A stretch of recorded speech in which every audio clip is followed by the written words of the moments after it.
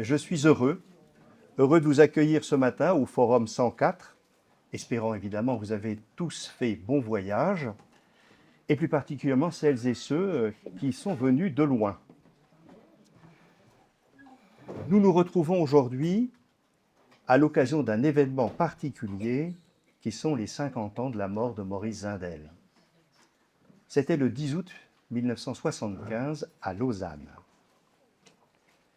Faire mémoire de Maurice Zindel, c'est écouter au fond de nous l'écho de sa parole.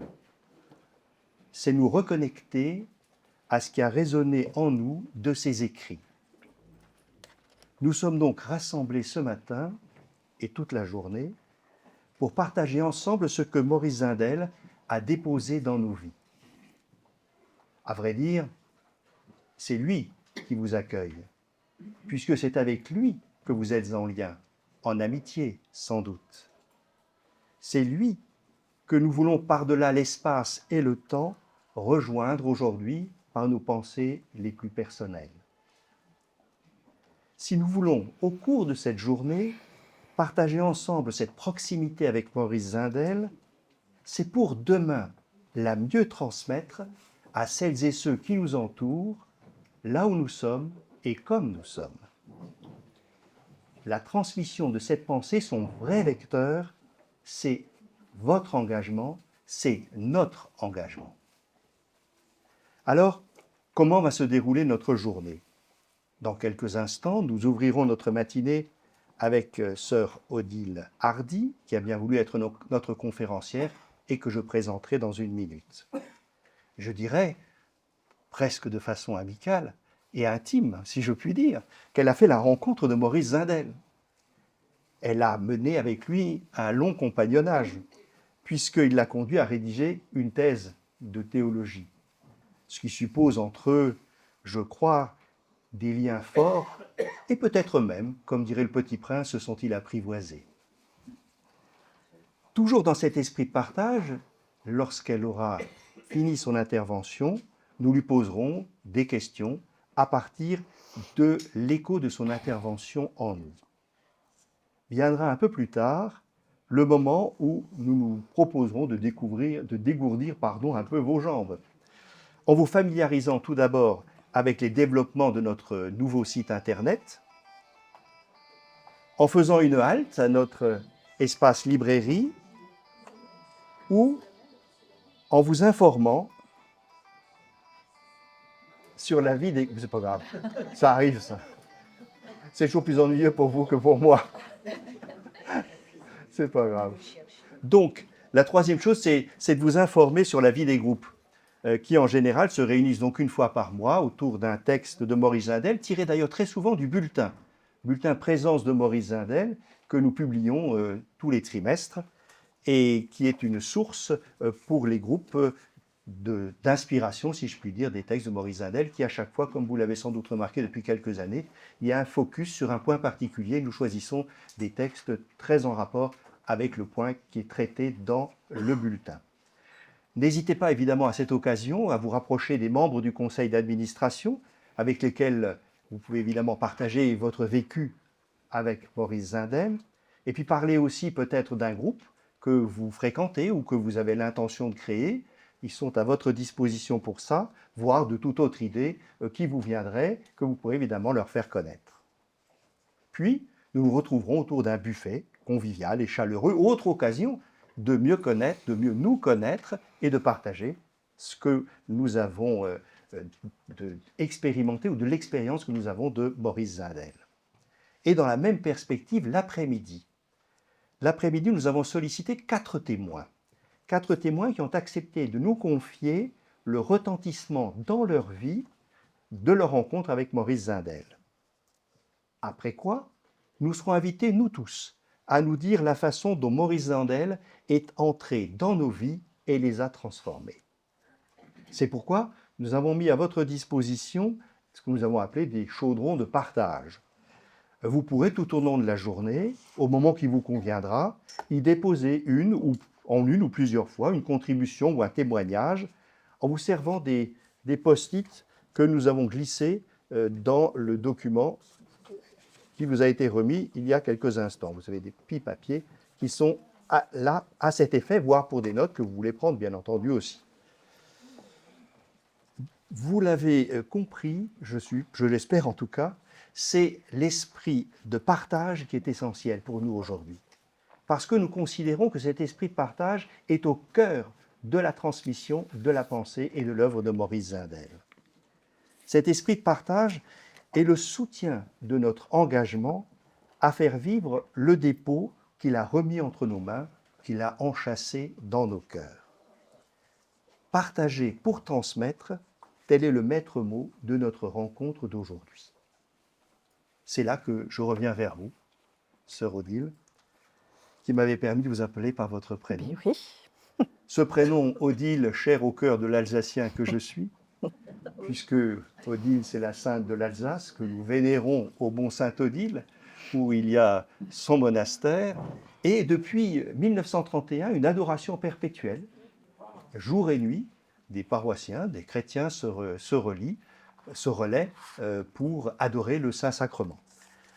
C'est donc le mot Saint-Odile, et Odile veut dire lumière de Dieu. Vous avez quand même le souligner, ça n'est quand même pas rien. Quant à vous, cher Odile, vous êtes enraciné à Toulouse, du moins dans un premier temps, puisque c'est là-bas que vous avez fait vos études, obtenu ce fameux diplôme de docteur en théologie que j'évoquais à l'instant, et vous avez publié, cette thèse a été publiée dans 2 ouvrages que vous pouvez acquérir, vous en mis sur la table, Maurice Zindel, Au nom de la foi chrétienne, apologète même de la foi chrétienne, et Maurice Zindel, Itinéraire d'un homme de foi. Vous avez assuré à Toulouse 25 années de fonctions importantes, dont 10 ans comme directrice de l'Institut d'études religieuses et pastorales, et vous y avez été et vous y êtes encore professeure enseignante, chercheur en théologie dans les champs de la spiritualité et de l'anthropologie. Et vous êtes membre de la communauté des Xavières, qui sont de spiritualité ignatienne, engagés dans la société pour aider chacun à rencontrer Dieu dans sa vie. Son charisme, je crois, est rassembler l'humanité dans l'amour du Christ. Et aujourd'hui, vous êtes à La Rochelle.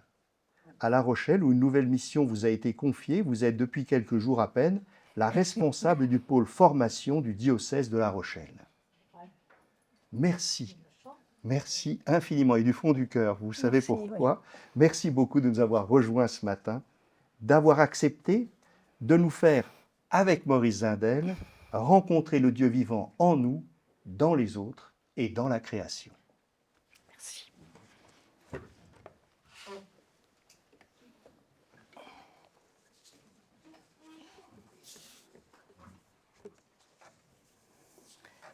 Merci Jean, vous m'entendez? Oui. Merci Jean-Marie pour cette présentation. Pas beaucoup, je vais comme ça va? Voilà, et merci à vous d'être là, pour Maurice Zindel d'abord, qui est véritablement un compagnon de route, mais que j'ai un peu délaissé à temps et à contre-temps, comme Jean-Marie l'a dit, parce que occupé à d'autres fonctions, pour ma communauté aussi, pour ma congrégation, et que je retrouve avec joie dès qu'on m'invite à venir, comme aujourd'hui, pour des conférences ou ailleurs.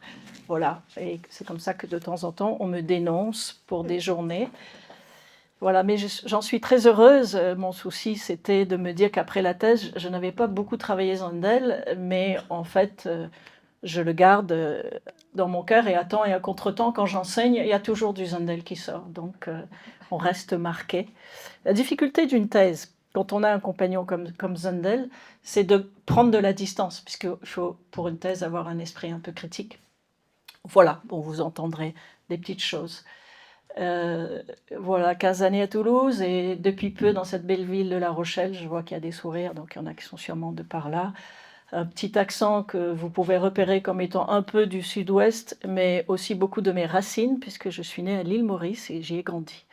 Voilà, mais je suis une exportation depuis 30 ans, voilà.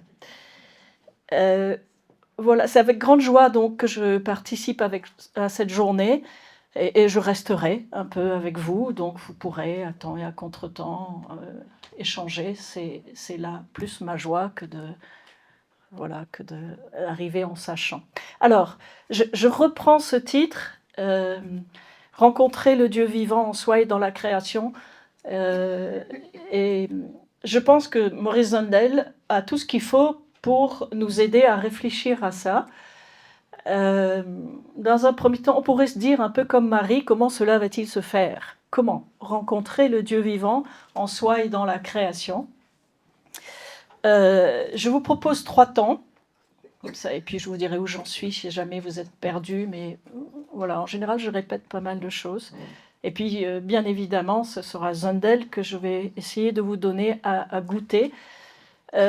Avec un premier temps qui a été pour moi la porte d'entrée de ma thèse. C'est quand on fait une thèse, il faut qu'on puisse dire quelque chose que les autres n'ont pas fait. C'est pas pour être original, mais voilà, on vous pose sans cesse la question, quelle est ta thèse? Voilà, quelle est la question à laquelle tu vas répondre? Donc, ma première partie, ce sera de partir de l'expérience de foi de Zundel, parce que moi j'ai travaillé sur Zundel du point de vue de la foi, et du point de vue de comment Zundel la comprend. Ma conviction à moi a été, en tout cas pour ma thèse, elle le reste, c'est que Zundel n'a eu de cesse de plaider pour que la foi chrétienne soit bien comprise et qu'elle soit vécue authentiquement. Et en cela, il est pour moi ce qu'on appelle un apologète, c'est un grand mot, mais c'est le titre de ce que vous avez là, c'est le milieu de la thèse, l'apologète de la foi chrétienne. Apologète de la foi chrétienne, ça veut dire défenseur de la foi chrétienne. Et la première partie, c'est itinéraire d'un homme de foi, c'est la partie biographique. Et il y a une troisième partie que je n'ai pas publiée, peut-être que ça viendra. Donc voilà, un premier temps où j'essaierai de vous montrer comment cette question de la foi a été pour lui un vrai souci dès le départ. Et moi, je le découvre, pour tout vous dire, en travaillant sur sa thèse à lui. Et cette question, je la repère comme ayant été chez Zundel une sorte d'inquiétude permanente, une sorte de cri, d'angoisse parfois, l'urgence de donner à comprendre la foi chrétienne à hauteur de ses enjeux. C'est un peu le combat de Zundel. Donc apologète, c'est ça, défenseur. Défendre une foi authentiquement vécue. Ce sera mon premier point. Dans mon deuxième point, je vais essayer de répondre justement à cette question, comment rencontrer le Dieu vivant? Et je le redis, pour Zundel, la rencontre est essentielle. Voilà. La rencontre est une rencontre personnelle avec un Dieu qui vit en nous et qu'il nomme à la manière d'Augustin, vous savez, ce Dieu plus intime à soi-même que soi-même, si vous connaissez Saint Augustin, hein. Voilà, dans les Confessions. Et pour lui, la foi est une rencontre. Donc, dans ce deuxième temps, je vais essayer de vous montrer un peu sur quoi il s'appuie pour le dire, des espèces de caractéristiques de la rencontre chez Zundel. Ça va, j'ai perdu personne. Et dans le troisième temps, je voudrais avec vous qu'on s'interroge sur la manière dont Zundel nous interpelle pour notre propre foi. C'est un peu ça, Jean-Marie, la consigne aussi. Voilà. Sur quel point il nous invite à nous mettre en marche à la suite du Christ. Et comment nous pouvons nous mettre en marche à la suite du Christ, parce que c'est ça qui compte d'abord, avec Zundel. On ne se met pas en marche à la suite de Zundel, on se met en marche à la suite du Christ en prenant éventuellement comme compagnon de route ou comme maître Maurice Zundel. Ça va pour vous? 3 temps. Ok, je vais essayer de ne pas être trop longue aussi pour ne pas trop vous fatiguer. Alors, premier temps, autour de la foi que Zundel comprend comme étant une expérience. Et ça va lui valoir déjà beaucoup de problèmes. Alors, pour comprendre Zundel, mais je pense que vous êtes tous des amoureux de Zundel, sinon vous ne seriez pas là. Des connaisseurs, je ne sais pas, mais c'est tant mieux si vous connaissez plus ou moins. En tout cas, moi, j'ai une petite règle par rapport à Zundel et par rapport à tous les auteurs spirituels. J'étudie aussi beaucoup les figures spirituelles de toujours à toujours. Je suis un peu comme Obélix, je suis tombée dedans depuis longtemps. il faut toujours resituer un auteur dans son histoire, dans son contexte, dans son itinéraire. Voilà. Resituer aussi, donc pour Zundel, si on veut comprendre sa pensée, il faut toujours revenir à son expérience de foi, à son contexte. Et resituer aussi sa pensée dans le grand mouvement de la théologie du XXe siècle. Vous allez voir, je le pointerai ça ou là. Et pour en découvrir toute la richesse pour aujourd'hui. On ne plaque pas un auteur comme ça dans sa vie aujourd'hui sans comprendre pourquoi il a dit ça. Qu'est-ce qui a fait qu'il parle comme ça? C'est vrai pour un Saint-Augustin aussi. Voilà. En particulier chez Zundel, son expérience humaine et son expérience de foi s'entrelacent sans cesse, sans pour autant, si vous connaissez Zundel, sans pour autant qu'il se mette en avant. C'est toujours implicite, c'est jamais explicite. Zundel ne parle pas de lui, et c'est parfois un problème quand on l'étudie. Ou comme d'ailleurs parfois il n'est pas tout à fait explicite sur les citations qu'il choisit des auteurs, et ça, bon, quand on fait de la théologie un peu scientifiquement, c'est une erreur scientifique, mais pour lui, c'était d'abord un prédicateur. Voilà, donc tenir ensemble son itinéraire de vie, son itinéraire de foi. Et voilà, et pour moi, il y a ce que je disais, ce cri. Hein. Zundel n'a eu de cesse de chercher à comprendre l'homme dans son itinéraire humain, à en révéler toute sa grandeur. Il y a toujours l'homme quelque part. Zundel part de l'homme pour aller à Dieu et revenir à l'homme. Ça va, vous voyez, au centre, on sort et on revient. Mais on sort pour aller à Dieu et on revient à l'homme. Donc, question de l'homme d'un côté, et en même temps, il pose la question de Dieu avec un regard toujours nouveau, émerveillé. J'en reparlerai si vous voulez trouver des pages magnifiques sur l'émerveillement, c'est Zundel qu'il faut aller voir. Voilà. Donc il a au fond de lui cette passion de l'homme et de Dieu, parce que c'est un passionné, comme beaucoup de mystiques, de figures spirituelles, c'est pas un tiède, surtout dans les premiers temps de sa vie. Hein. Voilà, il n'y a pas trop de demi-mesure chez Zundel, il y va. Voilà. Vous savez qu'il commençait toujours ses conférences tout doucement, intérieurement, et puis ça partait. Dieu hein, voilà. Donc, on peut l'entendre. Donc, c'est ce croisement entre l'homme et Dieu qui est vraiment son souci. Comment vivre pleinement sa vie d'homme et de chrétien en étant nourri par ce Dieu qui fait vivre, et comment, du coup, l'ayant rencontré, parce que c'est ça la thématique, hein, l'ayant rencontré, je peux l'exprimer par ma vie.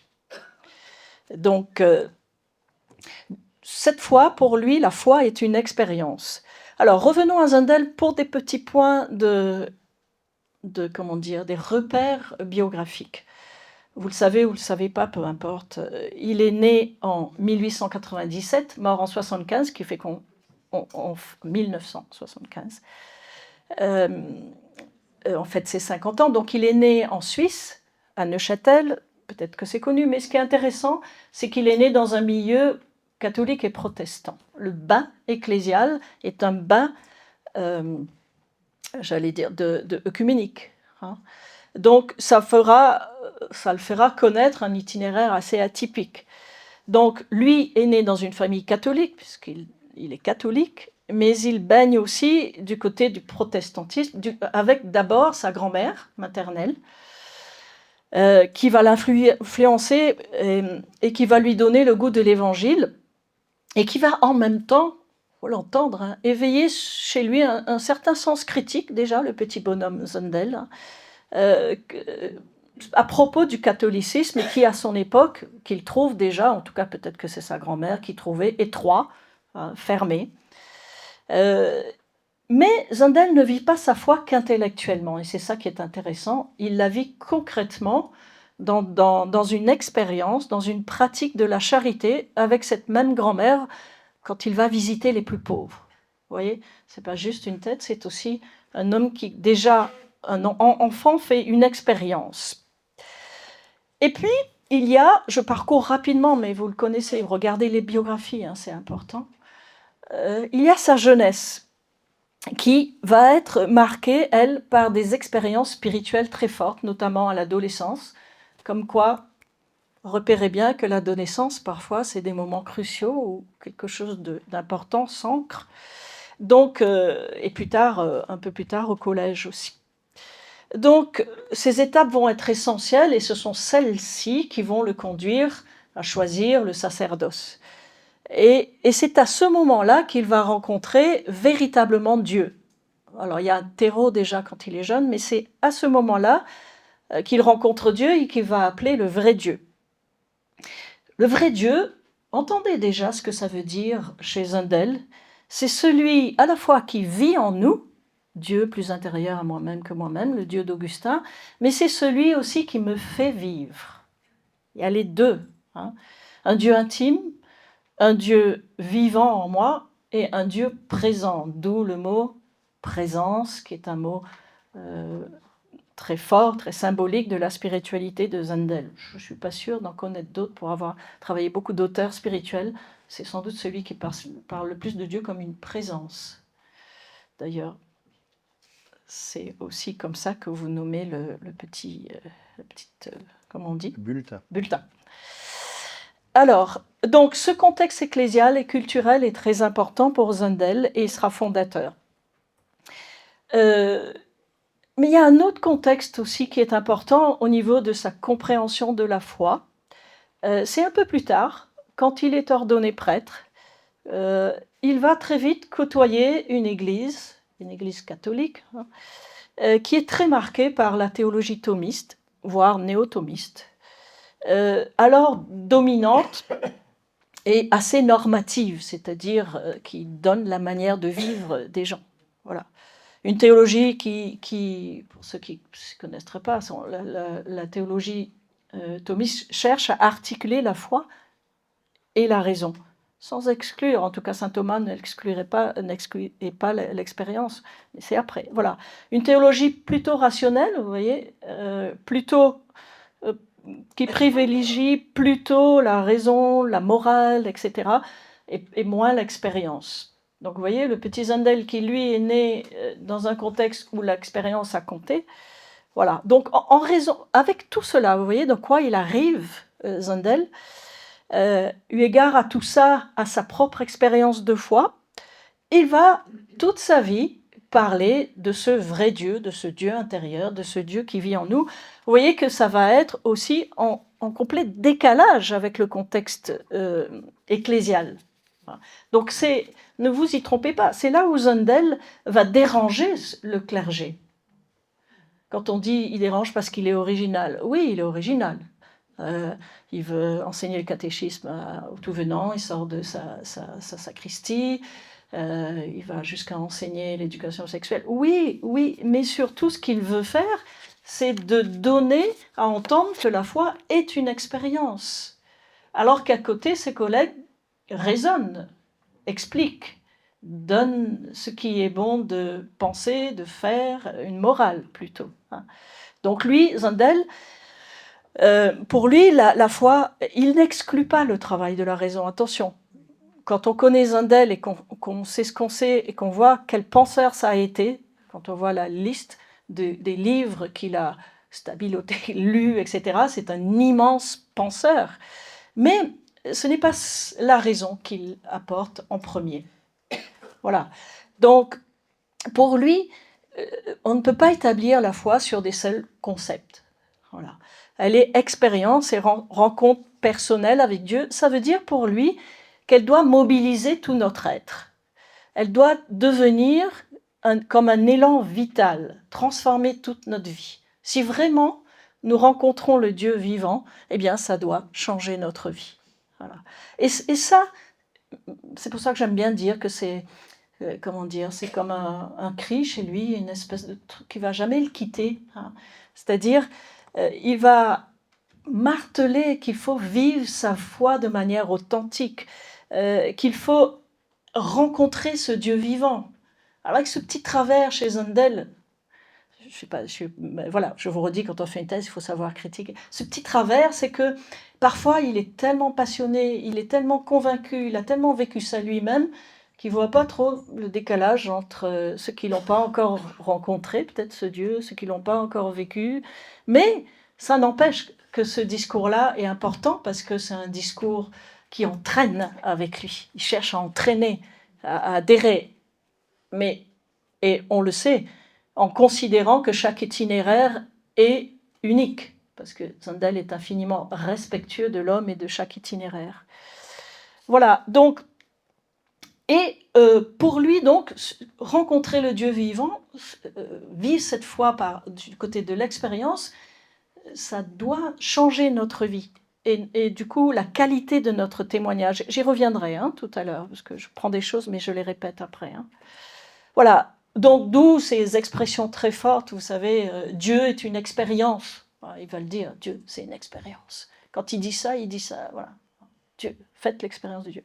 Ou il dit encore, je le cite de temps en temps, si Dieu n'est pas aimé, rencontré, si Dieu n'est pas aimé, vous voyez, avant, il ne dit pas si Dieu n'est pas rencontré ou aimé, il dit si Dieu n'est pas aimé, rencontré, s'il ne devient pas le fond de notre vie, toute notre religion est une caricature de vérité. Voilà. La foi, la rencontre de Dieu doit mobiliser notre être, changer notre vie, la qualité de notre témoignage. Alors ça ne veut pas dire que ça se fait comme ça, mais c'est un chemin, la rencontre du Christ. C'est un chemin pour lequel, qui nous demande de nous éveiller à la présence de Dieu. Je suis ignatienne, vous savez que saint Ignace, il dit « cherchez Dieu en toutes choses », pour pouvoir vivre toutes choses en Dieu. Mais je ne vais pas vous faire de l'Ignace, raconte. Donc voilà, c'est ça pour moi, mais c'est ma thèse, c'est un peu son moteur, son cri, d'alerter, d'éveiller les consciences pour que la foi chrétienne soit bien comprise, soit vécue. Et pour lui, toute révélation, et en particulier la révélation chrétienne, doit aider à la libération de l'homme. Ça, c'est très fort. Toute révélation doit aider.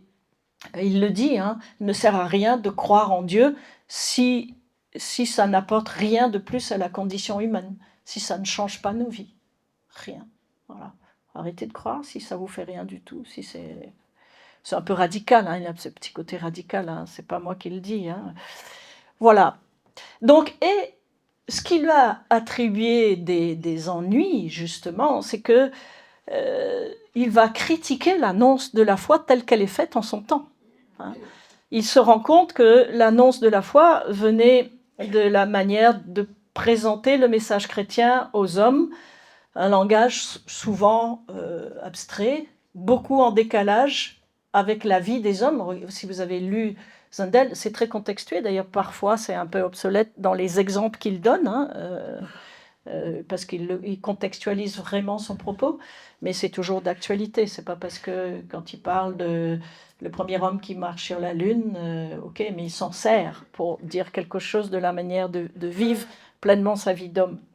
Donc un langage trop en décalage, selon lui, avec les réalités humaines. Et c'est pour ça que Zundel est intéressant, c'est parce qu'il va chercher à rejoindre tous les hommes, tout l'homme, et vous savez qu'il parle à tous les hommes, croyants, non-croyants, voilà. Il va chercher à parler leur langage, à les comprendre, à vivre leur vie parfois, à être attentif à leurs préoccupations. Zundel est assez connu pour sa qualité d'écoute, dans un grand silence parfois. Vous pouvez... Je vous fais de la pub là-bas, il y a un très beau CD là, sur les silences de Maurice Zundel. C'est une vraie merveille, ce petit film. Voilà. Donc voilà. Ce qu'il comprend, c'est la nécessité de parler de la révélation chrétienne à partir de l'expérience. Voilà. Donc, je le lis. Pour lui, le critère d'authenticité d'une vraie religion sera sa capacité à libérer l'homme. Je le lis, je le cite. Écoutez bien. Le dernier mot de l'Évangile, c'est de s'occuper de l'homme. La condition même de l'appartenance au Christ, c'est le service de l'homme. Le jugement dernier, dans la perspective eschatologique, c'est ce que vous aurez fait à l'homme qui a faim, qui a soif, qui est nu, qui est en prison, qui est malade. C'est donc de nouveau l'homme qui sert de dernier critère. Donc c'est la finale de Matthieu, si vous avez entendu. Donc voilà, seule cette foi au Dieu vivant, cette foi vivante, permet d'emmener chacun à son accomplissement. ça veut dire quoi un accomplissement? Ça veut dire une vie pleine. Vous voyez, mais je parle avec mes mains, mais je suis du Sud. Hein. Une vie dilatée, une vie remplie, heureuse, voilà, qui marche, qui découvre, qui mord la vie, on va dire, hein, si vous voulez. Donc voilà. Et donc du coup, lui, il dit, parlons de Dieu de manière différente. Ce qu'il appelle un langage sacramentel. C'est un gros mot là, hein, c'est pas grave, mais ça veut dire quoi le sacrement? Un langage qui soit signe, un langage qui appelle, qui interpelle et qui désigne un autre que soi. D'où le mot présence. Un langage qui soit l'expression d'un témoignage profond. Une grande insistance chez Handel sur les témoignages. Si Dieu vraiment m'habite, si je crois qu'il me fait vivre, eh bien, il y a quelque chose qui doit transparaître, voire, comment dire, dégouliner, être contagieux, vous savez, comme le Covid, je ne sais pas, hein, il y a quelque chose de ça. Si Dieu m'habite, sa bonté, son amour, quelque part doit me traverser. Je ne suis pas rien dedans, faites attention à ça. Hein. Mais voilà, il y a quelque chose qui passe par moi pour que je le redonne. Voilà. C'est pas non, ça vient, je le redonne. Donc voilà, c'est en ce sens hein, que l'Église, pour lui, doit se mettre à l'écoute du monde et au service du monde. Et l'Église, attention aussi aux petites tendances, tentations, c'est nous. Hein. C'est l'Église institutionnelle, bien sûr, on peut ne pas être bien avec et tout ça. Mais l'Église, c'est nous, corps du Christ. C'est nous qui devons avant tout, à notre place, comme un membre de ce corps, être signe de cette présence du Christ en nous. Ça va? Voilà, un peu, je voulais vous faire entendre ça d'abord dans sa manière d'appréhender la foi comme une expérience et son positionnement. Ça va nous permettre, maintenant, j'en suis à mon deuxième point, de comprendre comment Zundel comprend la relation, cette rencontre de Dieu, de l'autre, de soi-même, de la création. Comment cette rencontre est pour lui, je vais le dire tout de suite, est relation. Mais qu'est-ce que c'est que la relation? Voilà. Donc, on touche ici à un point majeur hein, de l'anthropologie zundélienne. Ça va le mot anthropologie? La manière d'aborder l'homme. Hein. Donc cette idée que l'homme est un être relationnel, voilà, que l'homme est une personne, en cela il fait vraiment partie de la catégorie des personnalistes, il est très marqué d'ailleurs par ce courant, qui est un courant du début du XXe, hein, donc je ne vais pas trop entrer là-dedans, mais c'est pour vous donner des points d'attention. Donc, et chez lui, ça prend un relief particulier avec un petit couple dialectique, c'est-à-dire qui se répond, hein, ça va en dialogue si vous voulez, c'est pour vous donner des repères si vous lisez Zundel, que vous voyez partout, vous savez, le couple l'homme réel, l'homme possible. C'est exactement ce qu'on trouve chez saint Paul, l'homme charnel, l'homme spirituel. Hein. Voilà, qu'est-ce qu'il dit simplement? Son souci, c'est que nous passions de l'homme réel à l'homme possible. C'est pas, il n'y a pas de choix ou de restriction entre les deux, comme chez saint Paul. Chez nous, les deux cohabitent. De temps en temps, on est un peu plus du côté de l'homme possible, c'est-à-dire de l'homme qui se déploie, se dilate. Hein. Mais l'homme réel est toujours un peu attaché quelque part et n'arrive pas à décoller. C'est un petit mot que vous voyez beaucoup chez Zundel, décoller. Décoller de son moi qui nous emprisonne, décoller de l'homme réel.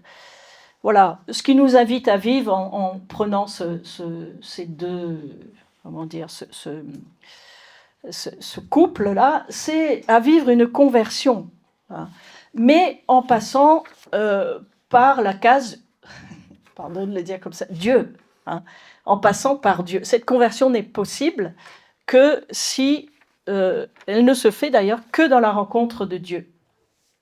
Je le cite, il dit « La création divine implique pour nous l'actualisation suprême de notre liberté, puisqu'elle est constituée finalement comme une histoire à deux, une pure relation d'amour. » Ce qu'il dit là, c'est peut-être un petit peu... Des fois, Zundel, c'est pas toujours facile, hein, mais ce qu'il dit là, c'est que notre liberté ne se déploiera que par la grâce, que par la rencontre de Dieu qui permet ce déploiement-là.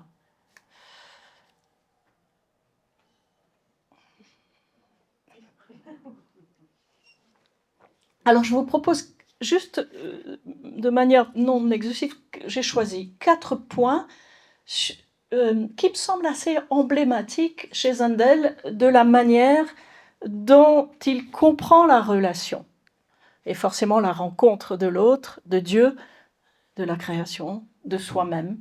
Il y a toujours 4 pôles dans la relation. Il y a Dieu, vous mettez dans l'ordre que vous voulez, l'autre, moi-même, la totalité de la création. Alors, premier point, et je pense que c'est le premier pas aussi de son expérience humaine et spirituelle, c'est que la relation, elle est intérieure. Voilà. Elle commence toujours du dedans de nous, dans ce lieu du cœur que l'on appelle l'intériorité.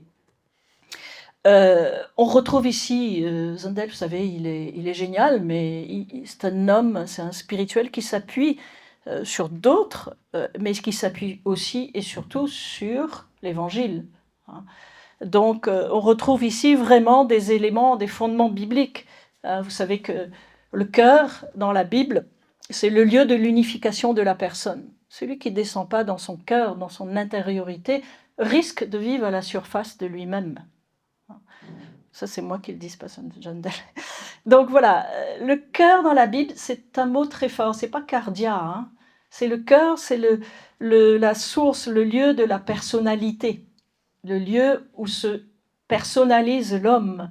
C'est le lieu de l'intelligence, de la conscience de soi, le lieu de la liberté, le lieu des choix. Et ça, vous le retrouvez dans l'Ancien comme dans le Nouveau Testament. Le cœur, c'est vraiment le centre de l'être. C'est là, en particulier, si vous prenez des éléments bibliques, mais c'est exactement pareil chez Zundel, c'est là, c'est le lieu de la rencontre de Dieu.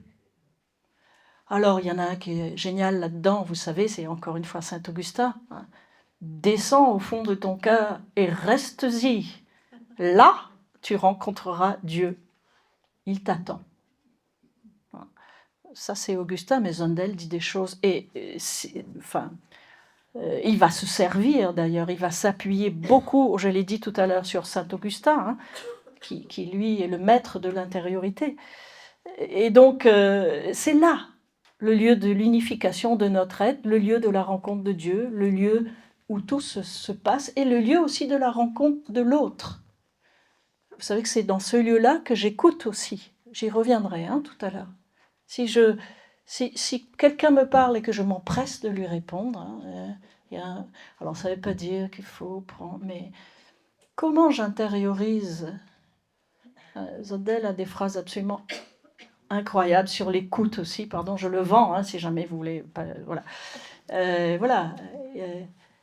Ceux qui savent écouter sont rares, il dit, vraiment. Et c'est vrai. L'écoute n'est pas la moindre des attitudes spirituelles et humaines. L'écoute coûte. Au sens, voilà, l'écoute, ça demande vraiment un vrai décentrement. Il dit aussi, celui qui a bien écouté, c'est bien parler. Ça veut dire qu'il ne parle pas beaucoup en général. Bon, voilà. Donc voilà, un lieu de rencontre avec Dieu. Alors, pourquoi j'en parle? Parce que c'est certainement la première chose que Zundel découvre dans son itinéraire. Grâce à ses expériences mystiques à l'adolescence. Et la première, vous le savez, mais je le redis, c'est celle qui a lieu dans l'église de Neuchâtel, là, le 8 décembre, le jour de la fête de l'Immaculée Conception, en 1911, quand il prie devant cette statue de la Vierge. C'est de la Vierge Immaculée de Lourdes, je crois, et il a une sorte de fulguration intérieure. Et un truc qui se passe dedans, quoi. Et il n'avait jamais fait cette expérience. Voilà. Il va l'appeler la présence, vous voyez, c'est la première manière de ce mot-là, il n'est pas anodin chez lui, ou la grâce mystérieuse, ou un rapport lumineux avec quelqu'un en qui la pureté s'identifiait à l'être. Ça, je vais y revenir tout à l'heure. Donc, vous voyez, sa connaissance des réalités divines, elle commence là. Et c'est là où Zundel devient mystique. Il est titouné quand même, hein, il est ado, hein, il est pas... Mais c'est là où il comprend que les choses se passent de l'intérieur, il comprend que Dieu se rencontre là, il comprend que c'est dedans que l'esprit travaille, l'esprit, Ignace dirait, que les mouvements de l'esprit. Donc, dès l'adolescence, l'intériorité va devenir un pilier de sa vie spirituelle. Il va la juger indispensable pour tout homme, pour vivre une vie authentique, vous avez entendu, pas juste pour rencontrer Dieu, pour rencontrer l'autre aussi. Et il dira, et en particulier de fait, hein, puisque c'est son premier, j'allais dire, vous pardonnerez, choc spirituel, hein, il dira, c'est le premier lieu pour rencontrer Dieu. Je le cite, il dit, c'est par ce retour à Dieu que toute créature, c'est très beau, je prends le temps, c'est par ce retour à Dieu que toute créature atteint son chez-soi. C'est beau, hein? C'est en cette restitution d'elle-même, donc la créature, au premier amour qu'elle conquiert son intimité. Oui. Quand on habite dedans, on habite avec soi-même et on habite avec un autre que l'on nomme comme on veut, lui il le nommera le tout autre, Dieu, etc. Voilà, l'intériorité est pour Zundel la rencontre du tout autre, mais aussi de soi, de l'autre, dans laquelle Zundel dit très vite qu'il faut vivre un dialogue d'amour. Voilà, il dit « toute parole est vaine qui n'est pas redite au-dedans avec le consentement de l'amour ». En fait, le plongeon en soi, l'intériorité, elle vise à aller chercher au centre de notre être ce qui est le plus, comment on va dire, le suc, la sève, qui est l'amour. On est tous bâtis dans cet amour, il faut aller le chercher. Et cet amour, il est Dieu aussi en nous. Ça, c'est le premier point. Et du coup, cette découverte va être décisive dans sa propre personnalisation, la rencontre avec lui-même. Mais il comprend que toute relation commence là où surgit cet amour, c'est aussi un tout autre, donc une altérité. Et c'est mon deuxième point. Hein. Et il y a quelque chose qui va surgir en lui, c'est le tout autre, hein, qu'il va découvrir, et qui va l'inviter à considérer ce surgissement, cette altérité comme infiniment respectable. Je reste sur l'expérience de la Vierge Marie. Hein, et c'est mon deuxième point, pour Zundel, enfin dedans, toute relation suppose le respect de l'autre. Alors vous allez me dire, basique, hein, oui, non. Pourquoi il le dit? C'est encore une fois à partir de cette expérience mystique qu'il va l'appeler, enfin en tout cas je ne sais pas si c'est lui, moi je l'appelle l'expérience de la virginité. Entendons bien ce qu'il veut dire par là, c'est que Zundel reçoit là la grâce d'un amour pur et chaste. Donc il s'agit, la virginité pour Zundel, c'est la chasteté. Et la chasteté, c'est rien d'autre qu'un amour non possessif. La chasteté, c'est de ne pas mettre la main sur l'autre. Ce n'est pas des questions sexuelles, hein. La chasteté, c'est vraiment ça. Pas mettre la main sur Dieu, ne pas vouloir, sur l'autre, sur tout autre, aussi sur l'autre, le prochain. Voilà.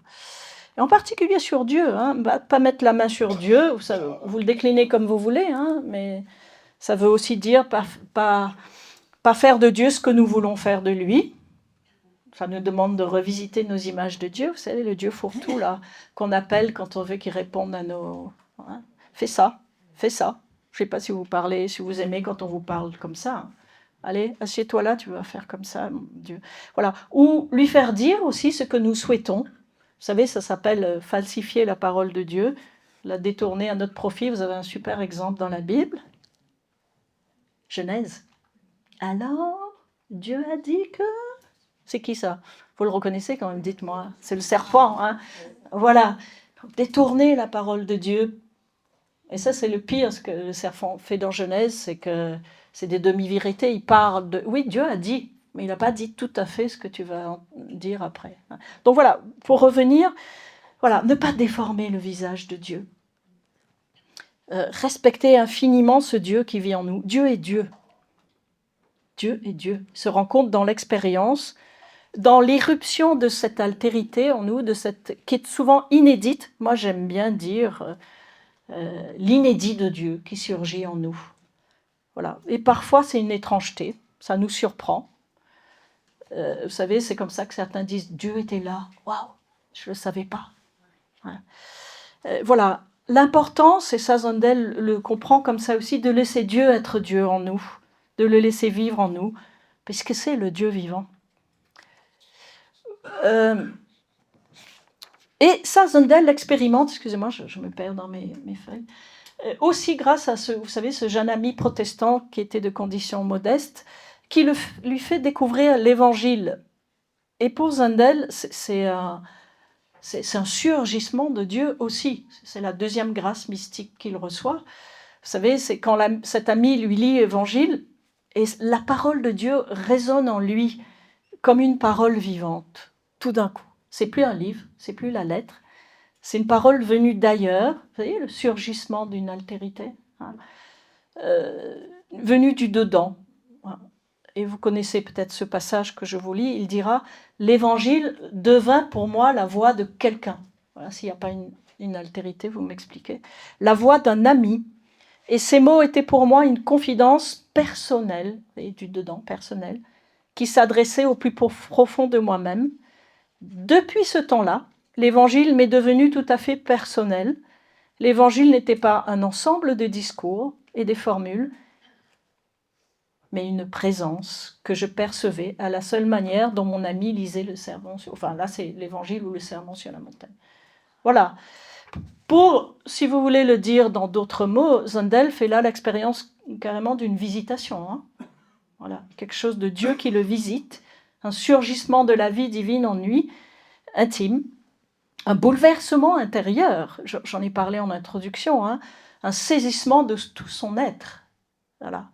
Et cette expérience, il le pressent comme quelque chose, non seulement qui le déroute, parce que une altérité, ça déroute, mais aussi comme quelque chose qui l'unifie, une présence qui est partagée, même si elle est insaisissable, elle est réelle pour lui. Hein. Donc, et c'est cet inédit de Dieu, sans doute, qui le plonge dans une autre expérience qui est celle de l'émerveillement. Vous l'entendez hein, dans ce passage.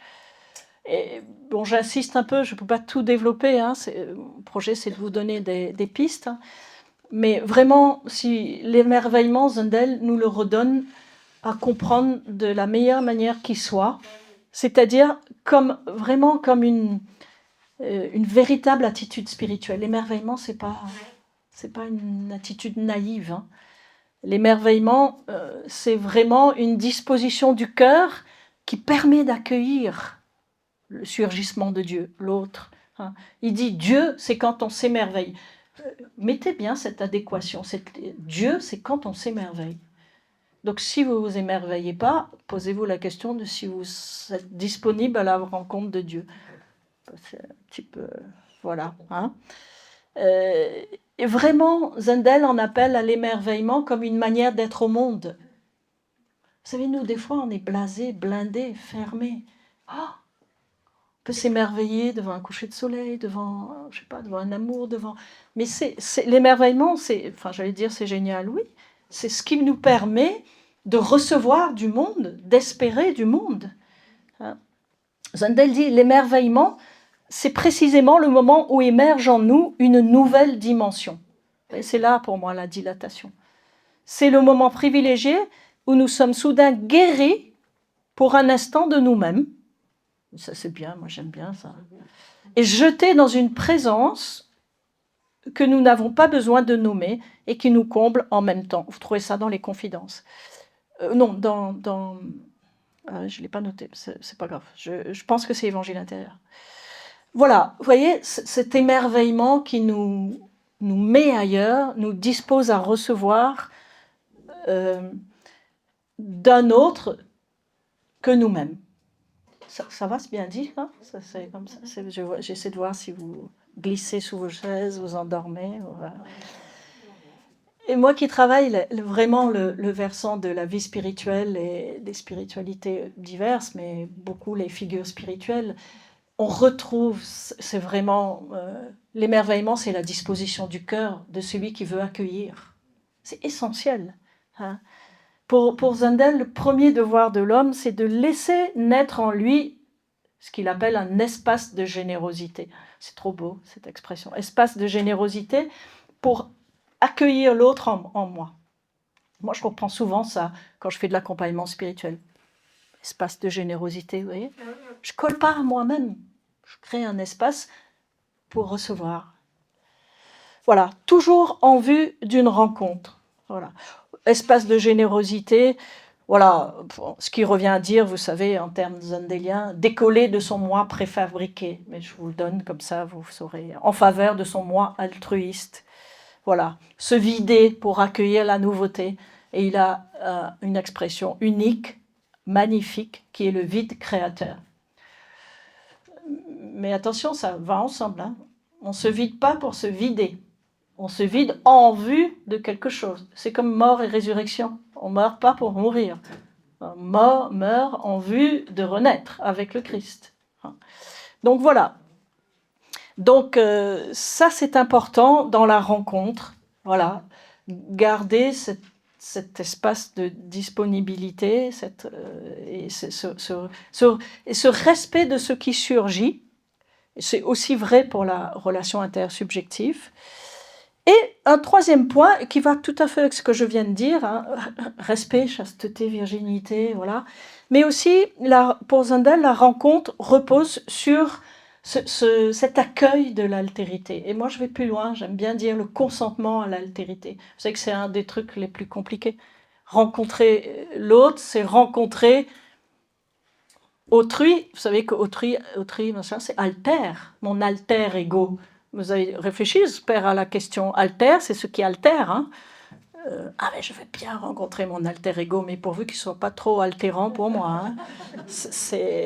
Voilà. On a du mal, alors on parle de différence. Moi, je préfère parler d'altérité. Moi, c'est un peu mes petits dadas. Si vous me lisez, vous verrez ça. Voilà. Mais Zundel, il insiste là-dessus. La rencontre suppose, pour être authentique, une réelle acceptation de l'autre, un réel consentement à sa radicale altérité. Hein.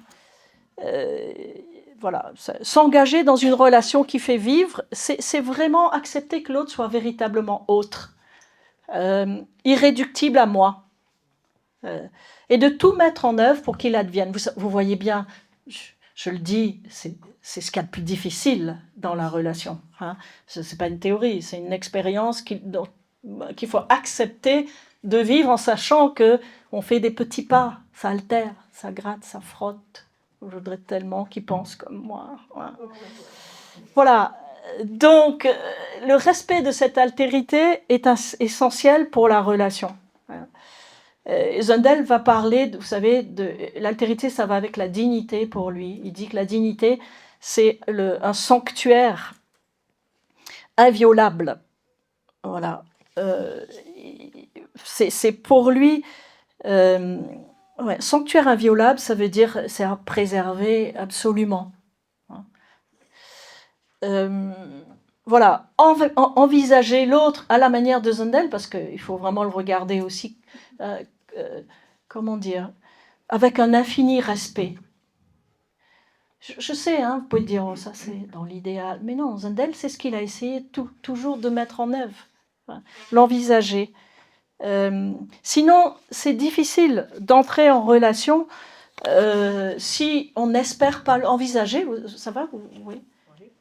C'est un très beau mot, hein, envisager. Ouais. C'est regarder son visage, respecter sa dignité. Il dit encore, hein, je crois qu'il dit, la dignité, c'est le sanctuaire de l'amour. Je ne sais pas si vous entendez ça, c'est assez fort. Hein. C'est là où c'est le cœur de notre amour, en fait. C'est là où si nous arrivons à vivre ça, nous aimons en vérité. Donc voilà, c'est pas juste ce que je suis en train de vous dire, c'est pas intellectuel, c'est pas notionnel, ni chez moi, enfin je sais pas. Mais chez Zundel, en tout cas, ça l'est pas.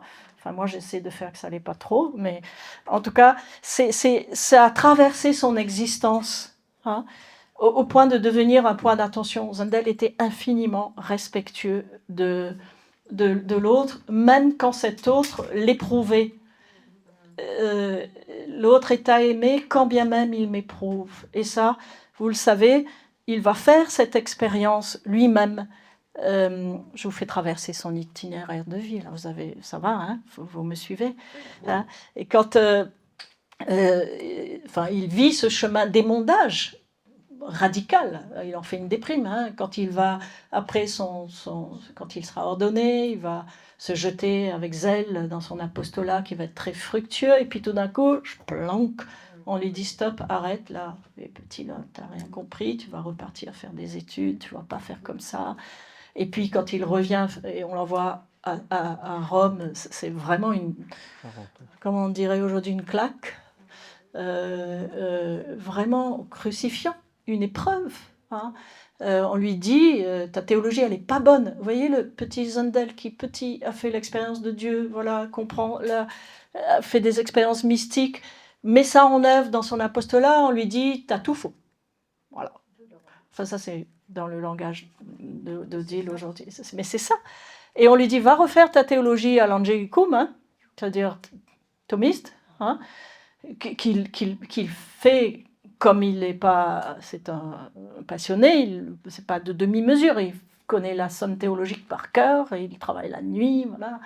Et bon, mais ça colle toujours pas trop quand même s'il admire saint Thomas d'Aquin, tout ça. Et il fait sa thèse. Bon, je voudrais vous raconter, mais dans les interstices, combien il peut biaiser dans sa thèse, parce qu'il garde son cap quand même.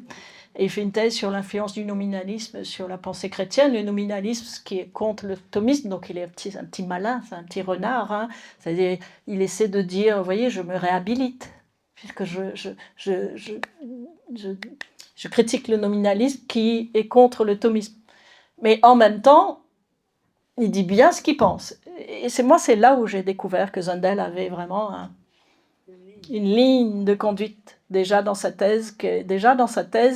Il est en train de dire, attention, on est en train de biaiser, de ne pas donner à manger au peuple comme il faut, dans la manière dont on l'enseigne, dans la manière dont on lui donne à comprendre Dieu. Ça va, j'ai fait une grosse parenthèse là quand même, hein. Bon, voilà. Donc voilà. Donc lui-même, il va faire cette expérience d'émondage, voire de rejet, parce que quand il revient, il n'est pas accepté. Et puis du coup, c'est là où il va vivre déjà cette expérience crucifiante, hein, une espèce de déprime nuit de la foi aussi. Et il va mettre du temps à se refaire. C'est là où il va naître à l'écriture, c'est là où il va naître comme orateur, c'est là où il va devenir un prédicateur itinérant. Il ne reviendra jamais chez lui, hein, puisqu'il est persona non grata. Voilà, pour notre plus grande chance, quelque part, hein. Voilà, donc, voilà. Mais ce qui est intéressant chez Zundel, c'est qu'il nous donne à comprendre que les expériences de vie passent aussi par ça, hein. C'est-à-dire, les épreuves éprouvantes peuvent être porteurs de sens, hein. Bon, pourvu seulement qu'on sache en faire quelque chose, comme dit Ignace, tirer profit. Un joli mot, donc c'est pour ça que je vous le donne, hein. Quelle qu'elle soit, elle nous forme ou nous informe. J'insiste là-dessus. Moi, quand je fais de l'accompagnement, c'est pas... non, voilà. Qu'est-ce que j'en fais? Zundel en a fait quelque chose. Même quand c'est crucifiant, même quand c'est difficile, cette altérité dans la rencontre de l'autre, qu'est-ce que j'en fais, hein? Même si, sur le moment, et c'était le cas de Zundel, hein, c'est à la relecture qu'il dit que, hein, heureux événements, on va dire ça comme ça, qui m'ont donné de croître dans la foi. Enfin, il dit pas comme ça, mais bon, c'est pas grave. Mais c'est là où il y a une maturation spirituelle et humaine. C'est au cœur de ces aspérités où il y a des ouvertures qui se créent. Pourvu seulement qu'on veuille bien considérer que ça fait partie de la vie et que ce Dieu vivant en nous, si on y consent, on fera aussi quelque chose. On en fera quelque chose. Bon, voilà. Donc, c'est à la lumière de tout ça que Zundel a des convictions fortes concernant la relation. Ça va? intériorité, respect, voilà, de l'autre, de tout autre, de tous les autres. On est dans quelques années, on parle beaucoup d'écologie, de Laudato Si, respect aussi de la création, pas mettre la main, donc ça c'est le deuxième. Et puis, que faire de cette altérité qui touche à la dignité et qui nous dit que ce qui est premier, et c'est ce que Zundel comprend, c'est d'aimer, continuer à aimer. Et un dernier point qui n'est pas le même, en tout ça. Ah, on y est. T'as vu à quelle heure on a commencé quand même? Ça va? Très bien. Allez, ça va? Vous tenez le... Allez. Le dernier point, qui n'est pas un moindre point, c'est de comprendre la relation, que la relation réclame, mais on a déjà un peu dit ça, merci, hein, réclame la pauvreté d'être. Ça, c'est central chez Zundel, mais je l'ai déjà dit, hein. Puis quand j'ai parlé de créer un espace de générosité pour accueillir l'autre, ça suppose de se vider un peu quand même, hein. Ça suppose de se dépouiller de toute prérogative sur l'autre pour exister en tant qu'autre, hein. C'est là que se loge la pauvreté. Et chez lui, la pauvreté va avec le mouvement du don, hein. Comme dit Zundel, hein, ce don, le cœur de l'action de la pauvreté, c'est se vider pour se donner, hein. C'est pas se vider pour se vider. Il dit, hein, le don, la pauvreté, conduit à se perdre pour l'autre à la manière du Christ. C'est beau, se perdre pour l'autre, mais à la manière du Christ, hein. Ça veut dire qu'on en est sûrement un peu loin.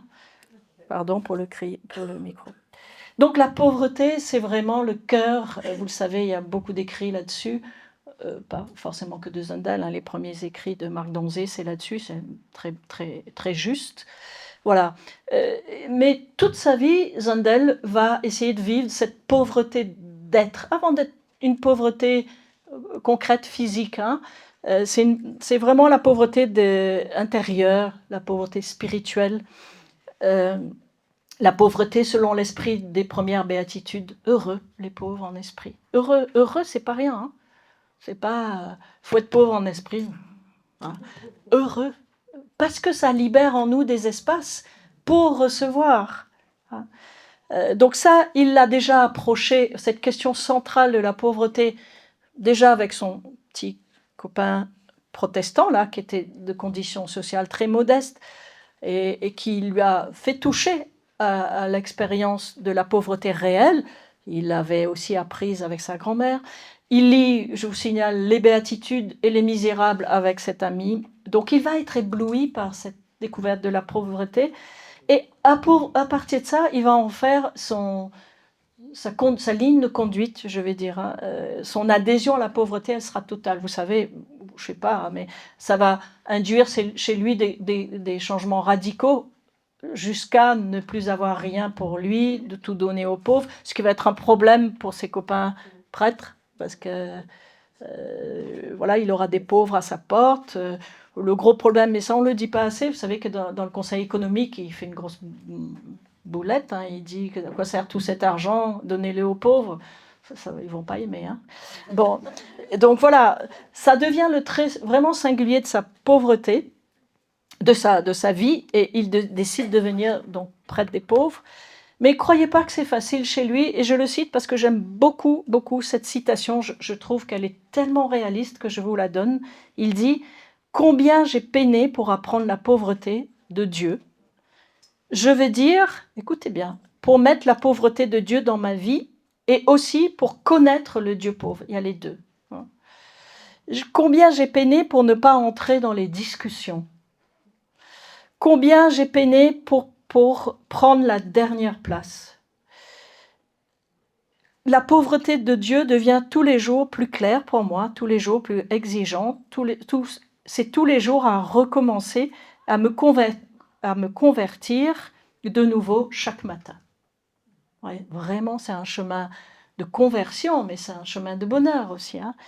Et puis, vous le savez aussi, ce sera la rencontre de saint François d'Assise qui va parachever cette adhésion à la pauvreté. François d'Assise, qu'il va lire, et il va encore une fois être émerveillé, il va appeler le plus grand théologien de tous les siècles, ce qui est une ineptie. Saint François d'Assise n'est pas théologien, n'a jamais fait de la théologie, mais il a une telle justesse de compréhension du mystère de Dieu que ça en est un, de fait. Donc voilà. Donc, et il comprend, et je finis là-dessus pour arriver à mon dernier point, mais ça va le faire, hein. Il dit Dieu, il comprend aussi Dieu comme étant pauvreté, ça c'est important. Donc, ce qu'il va comprendre auprès de François d'Assise et aussi après, hein, au Caire, quand il va côtoyer l'islam, c'est que Dieu est pauvreté. Alors, ça veut dire quoi pour lui? Je le cite, hein, il dit Dieu est pauvreté, Dieu est Dieu parce qu'il n'a rien. Et écoutez bien ça. La vie divine n'existe que communiquée et partagée. Là, on est dans la relation et le don. La vie divine n'existe que communiquée et partagée parce que Dieu est don. Donc pour lui, pauvreté et don, ça va ensemble. Le don est le mystère de la pauvreté de Dieu. Dieu, Trinité et don et pauvreté. Il est amour surabondant en lui-même, amour à la fois libre et gratuit. Qu'est-ce que ça veut dire ça pour Zundel? Et ça va l'inspirer jusqu'à sa mort.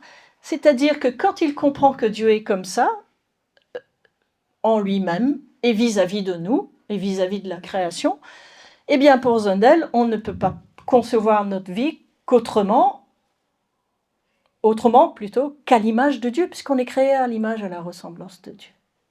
Ça veut dire que dans la ligne, si Dieu lui-même se dépouille, se donne, n'est qu'amour et rentre en relation, eh bien, c'est à cette image-là qu'on doit essayer d'être, hein, on doit essayer de vivre. C'est notre chemin d'accomplissement, le don, la pauvreté, et notre chemin d'accomplissement, parce que pour Zundel, et là vous retrouvez son intuition, il ne peut pas y avoir d'écart entre si je comprends que Dieu est comme ça, et si je vis avec ce Dieu-là, entre ce que je comprends et ce que je crois, et ce que je vais vivre.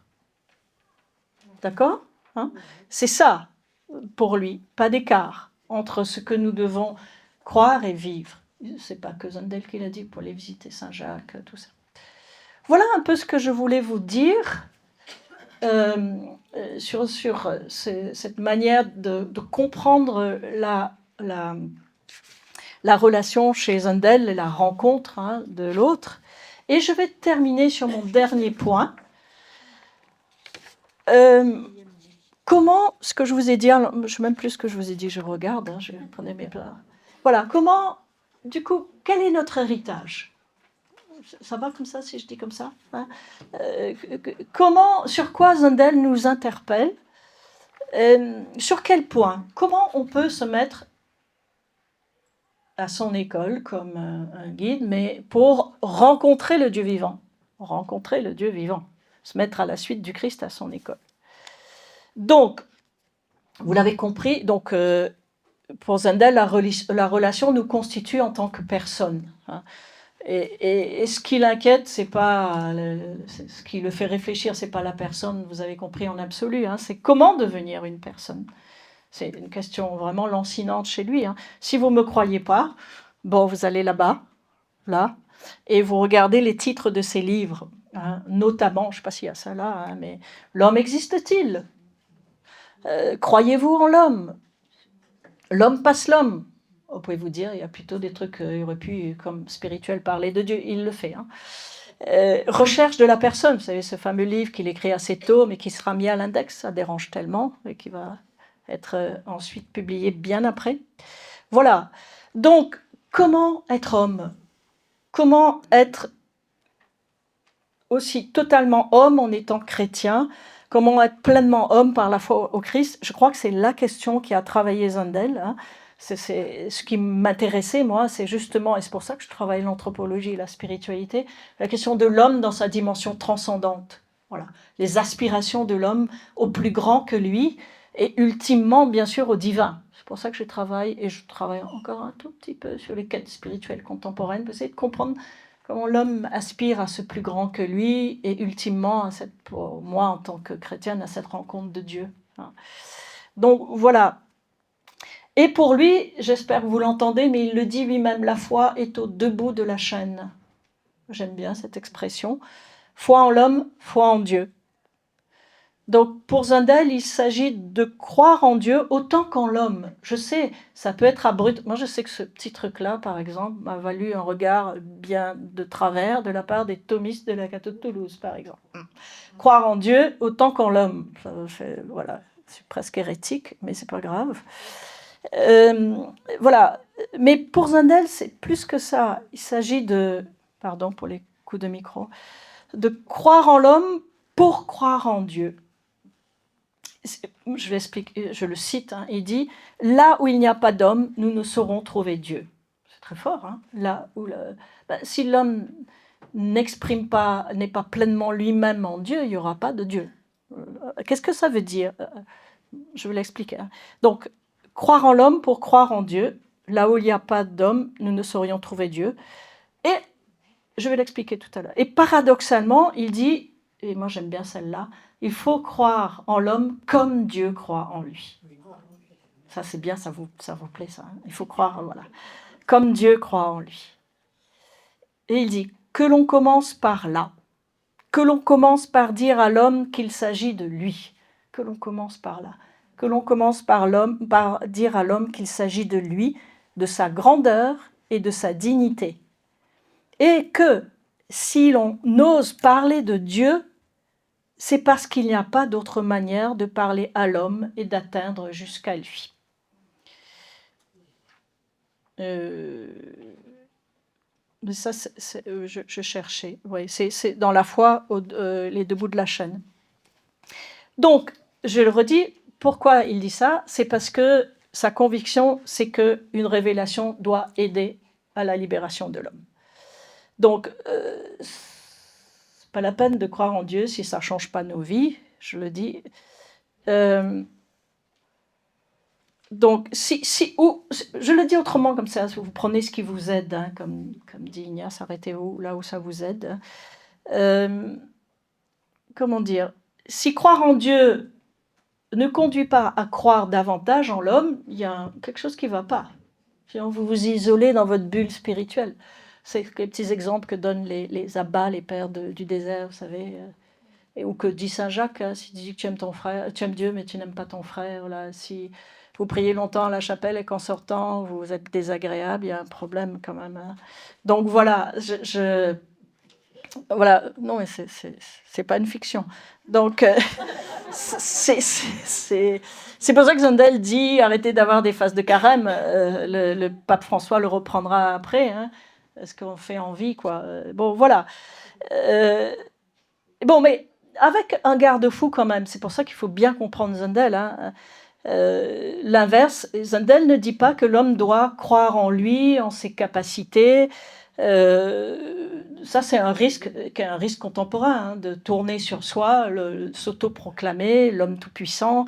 Et dans le même coup, cet homme-là, cette espèce d'autocentrement qui met hors jeu tous les alters, Dieu, le monde, le prochain, etc. Hein. Non, pour Zundel, il y a vraiment une mutuelle fécondation entre les deux foi, la foi en l'homme et la foi en Dieu, et il en va du destin de l'humanité. Hein. Il faut réentendre cette phrase de Zundel, je ne suis pas loin de finir, hein, écrite en 1938, je la trouve pour ma part absolument prophétique, avant-gardiste, tout ce que vous voulez. Il dit « La civilisation n'est qu'une forme plus raffinée de barbarie. La civilisation n'est qu'une forme plus raffinée de barbarie dès qu'elle vise à autre chose qu'à mettre l'homme en pleine possession de sa vie spirituelle, afin qu'il soit en état de collaborer avec eux. » Ça va, hein? Dès qu'elle vise à autre chose qu'à mettre l'homme en pleine possession de sa vie spirituelle. Et on le voit bien, hein? Moi, quand j'ai travaillé sur les nouvelles quêtes, ce qu'on appelle nouvelles quêtes spirituelles, on voit bien, dès que vous essayez de couper l'homme de ses aspirations spirituelles, ça ressort. Hein, dans de nouvelles formes d'expression de la spiritualité qui nous déroutent, mais ça, c'est constitutif de la vie de l'homme, la spiritualité. Donc, quand Zundel dit ça, et je termine sur cet aspect fort, hein, il nous interroge sur notre manière d'être chrétien, sur notre manière de vivre notre foi, sur notre responsabilité par rapport à notre manière de dire Dieu en ce monde. Comment rendons-nous Dieu présent dans ce monde? Comment le donnons-nous au monde? J'aime bien cette expression. Dieu est remis entre nos mains. Mais oui, qu'en faisons-nous? Nous sommes responsables de Dieu. Il y en a d'autres qui l'ont dit, mais Zandel le dit de manière très forte. Itil sum, si vous voulez lire Itil sum. Dieu remis entre nos mains. Nous sommes responsables de Dieu parce que Dieu, ce Dieu pauvre et vulnérable dans la personne du Christ, a choisi de se livrer entre nos mains.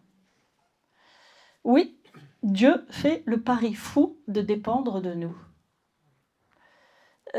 Et nous avons à répondre à cela. Vous voyez pourquoi il parle de dialogue d'amour, Zandel, hein, l'alliance entre Dieu et nous. Répondre à cet amour qui sans cesse s'offre, nous espère, nous attend, nous précède.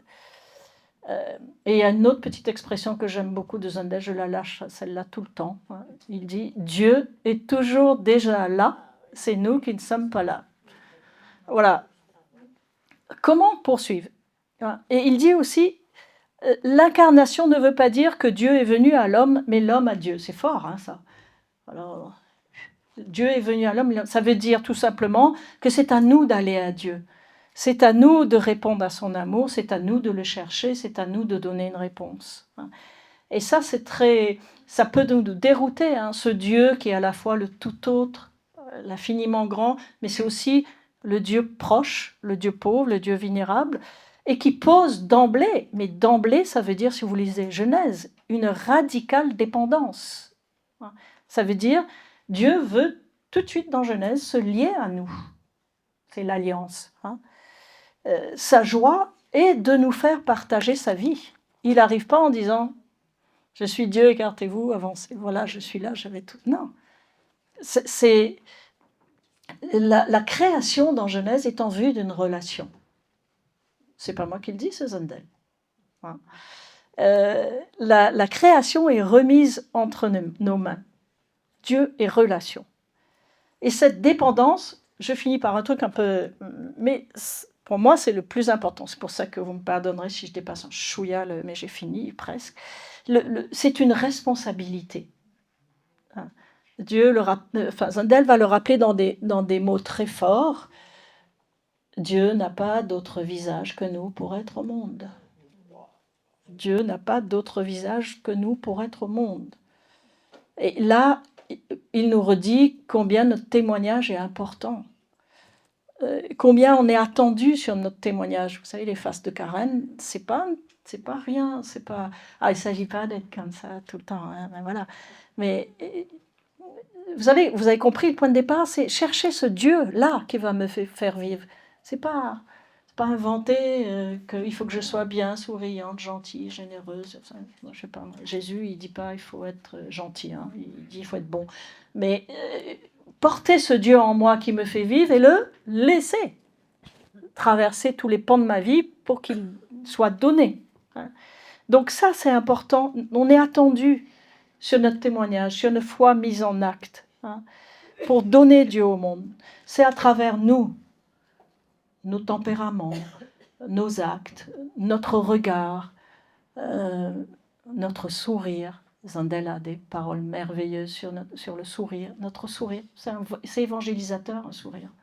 Notre bonjour, nos actes, notre charité, que le monde pourra accéder à Dieu. Il n'y a pas d'autre chemin. Il n'y a pas d'autre chemin. Donc, c'est ce que nous dirons de Dieu qui le fera naître au monde. Et Zandel dit encore, il ne suffit pas de dire oui à cet amour, il faut que notre adhésion se dise en acte. Il dit, Dieu se donne pour que sa joie soit en nous, mais seul le consentement de notre amour peut fermer l'anneau d'or des fiançailles. Voilà. Pour le dire autrement, vous avez compris, notre foi, elle doit être dialogante. C'est ce permanent dialogue avec Dieu qui va permettre que cette présence vive en nous. C'est le titre, hein, Rencontrer Dieu.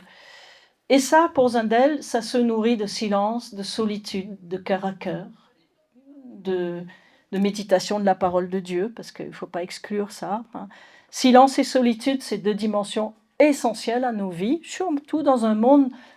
Enfin, moi, j'arrive de La Rochelle, je vous assure, j'ai débarqué à Paris hier, je me dis, mais c'est quoi ce truc-là? Il y a du bruit partout, ça tourne, ça court.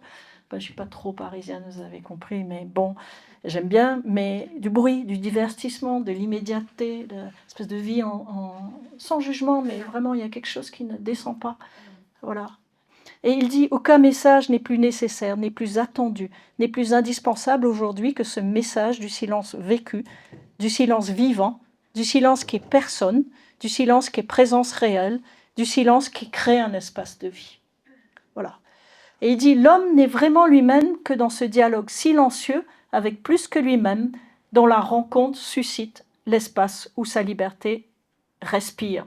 Et je vais vous lire toute la citation, tant pis pour le temps, parce que c'est tellement important. Dès que le contact est rompu, vous voyez, avec Dieu, avec nous-mêmes, avec cette présence, dès que le contact est rompu, il retombe en soi et il est nécessairement livré aux impulsions aveugles de la biologie individuelle ou collective. Toute notre existence est comprise dans cette alternative « je suis en moi ou en Dieu ». Il n'y a pas de milieu. Quand je cesse de me rencontrer, c'est qu'il est réellement présent. Quand je me perds de vue, c'est que je le regarde. Quand je ne m'entends plus, c'est que je l'écoute. Et le bien, à tous les niveaux, consiste justement à se perdre en lui. Donc, je m'arrête là. Je vous laisse entendre que ce que Zundel dit, c'est que nous avons à nous laisser habiter par cette présence-là. Nous avons à, il dit, hein, le monde est créé du côté de Dieu. Dieu est là, mais il n'est pas encore créé de notre côté. Et nous saurons ce qu'il doit être qu'en donnant notre réponse. Voilà. Mais il dit aussi, Dieu est la clé d'un monde qui n'existe pas encore. Donc je vous fais un petit souhait à la manière de Zundel, parce que c'est trop bien aussi, que Dieu vous soit neuf chaque matin. Je vous remercie.